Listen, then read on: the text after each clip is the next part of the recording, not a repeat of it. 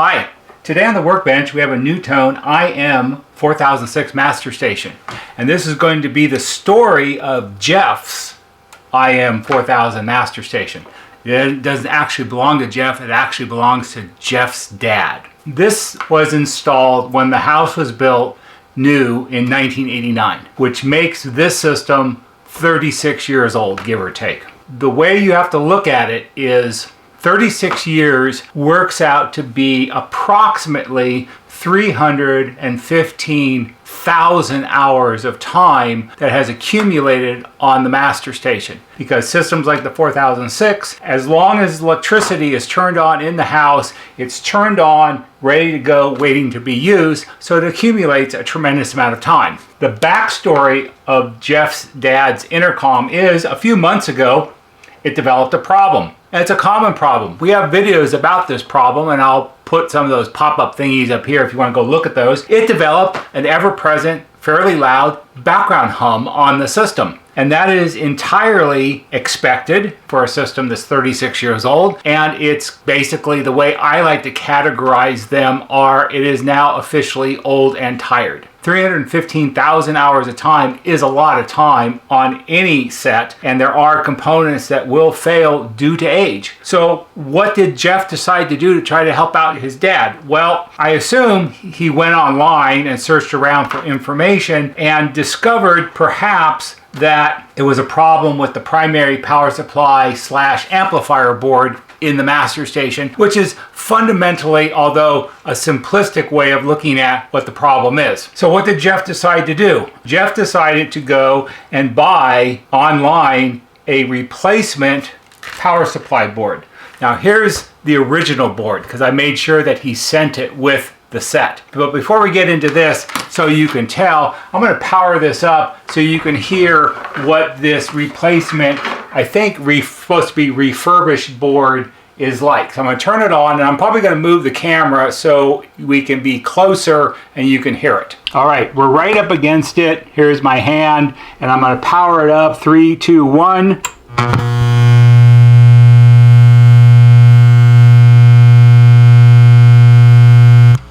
Gee, that sounds like an ever-present background hum, don't you think? We're back in place. So this is the original board. This is the one that was in the set when it was installed in 1989. That was when it was assembled at the NuTone factory in Cincinnati, Ohio, and it did its job for 36 years and worked pretty well. And then it got replaced. So what I'm going to do for a second is I'm going to pause the video. I'm going to take this apart a little bit so we can look at the board that Jeff got online. So this is Jeff's original board, and you know it's original because somebody wrote on it "no good." That's how we're going to keep it straight. This one is the replacement board that I extracted out of the master station, and this one somebody put a sticker on it and it says 2, so that's the second one apparently. So let's take a quick look at it. Now I was told that he purchased a refurbished board from someone online, and I'm going to guess it was probably eBay or someplace like that, because that's where all this stuff comes from. So let's take a quick look at this board. I've already inspected it somewhat, and what I can tell you is, at best, it may have had 2 parts changed on it at some time in the past, and I would say that it was not recently. And the reason I think it was not recently is because you can sort of tell by the types of components that they are, or the types or the brands or the look of the components. It's not something that was made recently. It was something that was probably made more back in the day when 4006s were still around. And that could possibly mean that it was a factory rebuilt board, because back in the day when boards were available from NuTone, there were 2 ways that a service center could obtain boards from NuTone. You could buy a board outright, a brand new one, never had been used, and that had a specific part number. Or you could buy a rebuilt board, which is a board that somebody had sent in for some reason, and NuTone at the factory in Ohio rebuilt it so it worked properly again, and you could buy that, and that was moderately less expensive, and it had a different part number. And then there was also a program that you could buy what they would call an exchange board. If you had a board that was bad, you could send it to NuTone and they would send you a rebuilt board, and it cost you a little less because they got one back that they could rebuild, and they got cycled over and over and over again. So this was probably a rebuild done by NuTone at some time in the past. But if you think about it, 4006s were manufactured between 1986 and the end of 1995, I should say. So the board could be anywhere in that age range. Now, of the parts on here that we talk about the most when we talk about age-related problem, it's capacitors. So here's the thing. This particular board has a total of 1, 2, 3, 4, 5, 6, 7, 8, 9 capacitors. Out of the 9, I think 2 of them had been replaced. So there's this little green one right here, which is not like an original part that you would have seen on a production manufactured board, because they didn't use green capacitors in production. And how do I know that? Because I have fixed hundreds and hundreds and hundreds of these. So I know what they look like. So there's that. And then there's this one right here at the top, which is C14. This one looks newer than the other ones, and one of the reasons you can sort of tell that is, and it's a little hard to see maybe in the video, but we'll look at this one right here. If you look down here where the screwdriver is pointing, let's try that again. Down here where the screwdriver is pointing, there's glue. So when this board was being produced new in the factory that made the boards and assembled them, these components, like this capacitor and this one, all these bigger ones, they would be put in place on the board, and then there was a little dab of glue that was used here. It's like a contact cement kind of thing, and it was used to glue the part onto the face of the board. So then as it went down the assembly line and it went through the soldering bath, it would stay in place. This one has glue, this one, and this one have a lot of glue because they're big. This one, there's no glue, and also if you look underneath it a little bit, you can see where there was glue and it's been cleaned off. So somebody removed the original one, put this one in its place, and didn't put any glue because it was done by hand, so you didn't need to. Also, the reason I think this was done a long time ago was because this blue one and this blue one, which are original, are the same brand and the same series as this blue one that's been replaced. So it was probably replaced sometime in the past when all of these were still current components that were available, and NuTone probably had them in stock. So that's why I think this was done a long time ago. Why does it hum? It hums the same reason that this one hums, is because it's old and tired. Maybe it's not quite as old, and maybe it's not quite as tired, and maybe it doesn't hum quite as much as this one did, and I'm not putting this one back in to see out of curiosity because I don't really care. But these are all age-related problems. So that's the problem with buying something online that someone tells you is refurbished is always a dicey thing to do. Refurbished is not a technical term.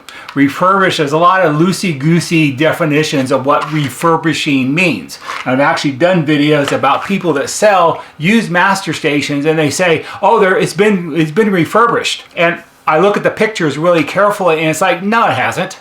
It's still got 90% of the original parts in it that should be replaced. Mostly what they did is they squirted a little bit of Windex on it and shined it off with a rag and said, oh, it's all refurbished, it's great. And that's not refurbished. Refurbished is refurbished. If you're gonna do a board like this, you gotta do it thoroughly. When we rebuild a board like this, we got 9, 10, 11, 12, 13, 14, 15, 16 parts at a minimum.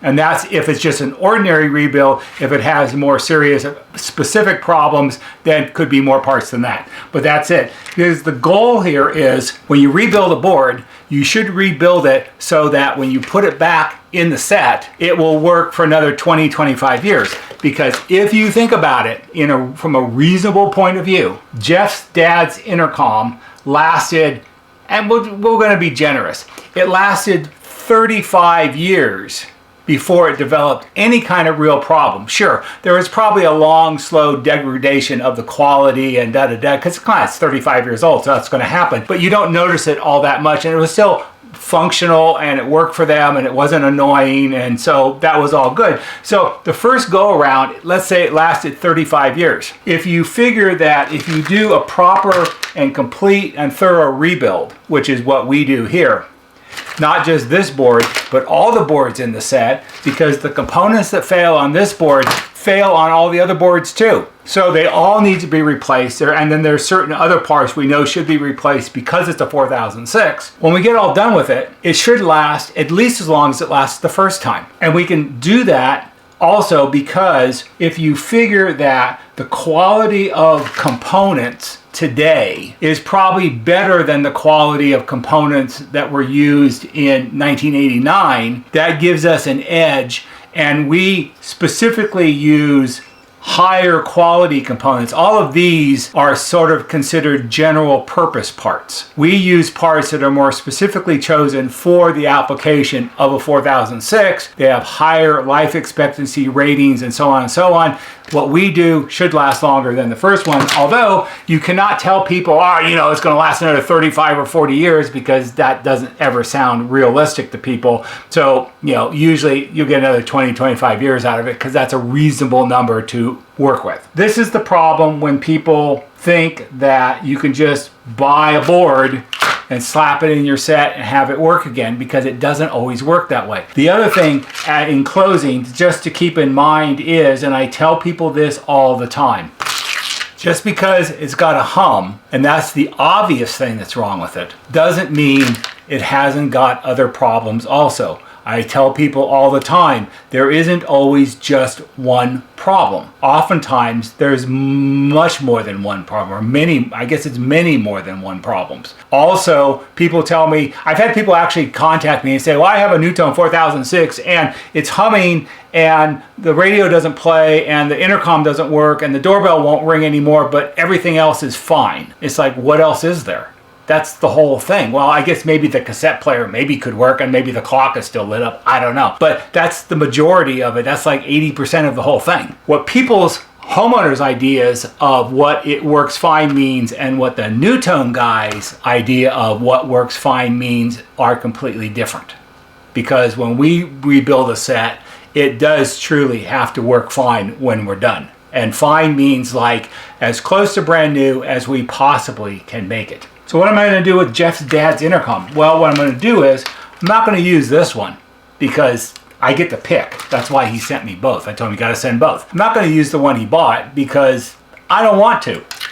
What I'm going to do is I'm going to rebuild the original one, because that's sort of the way I like to do things, is we put original parts back in, and boards and things back in the sets that we rebuild. We never substitute boards unless it's got some kind of physical damage or water damage or something that makes the board unusable. But for the most part, this board will be fine when I rebuild it, and Jeff's dad's intercom sure worked really good. That's it. I hope you found this interesting, and perhaps for someone it will be helpful. If it is, give it a thumbs up on YouTube, because that helps us just a little bit. There'll be a banner right here that shows you how to subscribe. Go to our YouTube homepage, click on the bell, and when you click on the bell, click on it to receive all notifications, and every time we post a new video, you'll get a notification and you can watch it. That's all for today. See you on the next video.